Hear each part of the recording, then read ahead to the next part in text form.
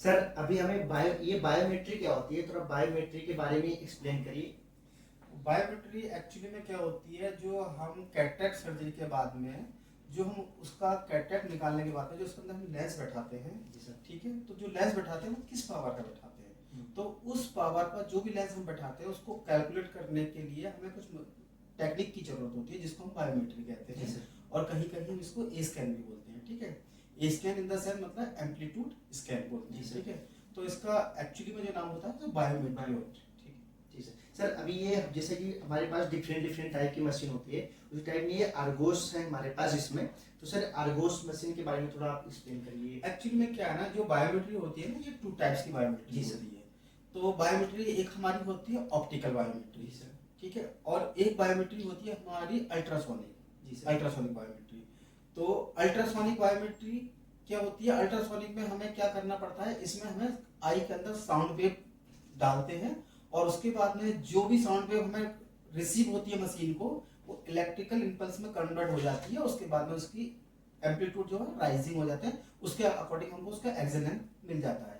और उसके लिए हमें क्रेटोमीटर की रीडिंग जो होती है वो हमें अलग से मैनुअल क्रेटोमीटर रीडिंग से हमें लेनी पड़ती है। जो क्रेटोमीटर मशीन होती है उससे हमको उससे क्रेटोमीटर रीडिंग अलग से लेनी पड़ती है। तो इसको हम बोलते हैं अल्ट्रासोनिक बायोमेट्री। ठीक है, और एक ऑप्टिकल बायोमेट्री होती है, ये हमारा क्या करती है, लेजर इंटरफेरोमेट्री में बेस्ड है। ठीक है, इसमें क्या होता है, इसमें लाइट रेज जाती है पेशेंट की आई में। ठीक है, तो इसमें हमारे 2-3 टाइप्स की मशीनें हैं, जिसमें से हमारा जायस का आई मास्टर है।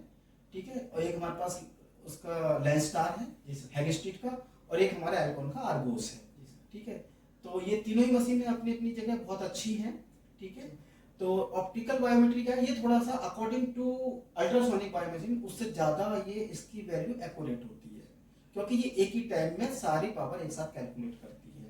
सर ठीक है, थोड़ा जो आर्गोस होता है इसे कैसे वर्क करता है, थोड़ा इसके टेक्निक में अभी हम यहाँ पे बैठेंगे, एक बार आप ट्रायल करके दिखा दीजिएगा। तो ट्रायल करके दिखाएंगे सर, जो बायोमेट्रिक की मशीन है ये आर्गोस कैसे आई पे वर्क करती है, यहाँ पे करके सर एक बार दिखाएंगे ट्रायल में। जैसे कि हम यहाँ पर पेशेंट का पूरा डेमोग्राफिक डाटा सेलेक्ट कर लेते हैं, उसके बाद में हम यहाँ पे न्यू इमेज गाइड मेजरमेंट पर क्लिक करते हैं। जैसे हम क्लिक करते हैं तो हमारी यहाँ से कैमरा क्या होता है, स्टार्ट हो जाता है। ठीक है, और हमारी मशीन है ना एक्टिव मोड में आ जाती है। उसके बाद हम जैसे पेशेंट का यहाँ चिन रखवाएंगे और पेशेंट का अलाइनमेंट करते हैं, तो इसमें हमें सबसे पहले बेसिक हमको क्या देखना होता है कि पेशेंट का हेड रेस्ट और चिन रेस्ट हमको इसमें देखना होता है, उसकी हाइट मेंटेन है नहीं है। ठीक है, तो वो उसको हमको मेंटेन करनी है। सेकंड हमको क्या देखना होता है, इसमें ये ओसीटी बेस्ड पर काम करती है, श्योर सोर्स ओसीटी बेस्ड पर काम करती है। और इसमें ये हमको जो दिख रही है ना, ये ओसीटी इमेज दिख रही है यहाँ पर, जो हम इसको ये अपना कर्जर रख रहे हैं, ये ओसीटी इसमें इमेज दिख रही है। ठीक है, तो इसमें हमें अलाइनमेंट के लिए क्या करना होता है, ये हमारा यहाँ सामने कॉर्निया का कर्वेचर है, ये लेंस है, और ये हमारा यहाँ रेटिना है। ठीक है, तो हमको क्या करना होगा, इस कॉर्निया को ये ग्रीन दो डॉटेड लाइन है, इसको हम इससे कॉन्साइड कराते हैं और इस येलो एक्स को इस सर्किल में इसको कॉन्साइड कराते हैं। देन इसके बाद हम इसको क्लिक करते हैं। यहाँ से हमारा एक रीडिंग पूरा कंप्लीट हो जाता है। इसके बाद में जैसे इसमें हमारा जो टोटल स्टैंडर्ड डेविएशन के लिए हम इसमें 5 रीडिंग लेते हैं। 5 रीडिंग लेने के बाद में इसका जो एवरेज रीडिंग आता है वो हमारा पूरा रीडिंग आ जाता है।